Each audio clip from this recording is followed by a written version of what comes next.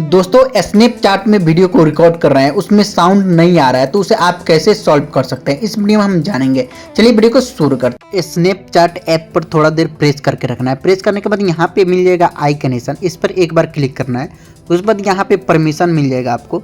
यहाँ पे जितना भी परमिशन आपको मांगेगा अलाउ कर देना है। जैसे नोटिफिकेशन हो गया, माइक्रोफोन हो गया, लोकेशन हो गया, कैमरा हो गया, फोटो हो गया, टोटल का अलाउ कर देंगे। एक एक करके चेक कर लेना है। चेक करने के बाद आपको फिर से दोबारा बैक चले जाना है।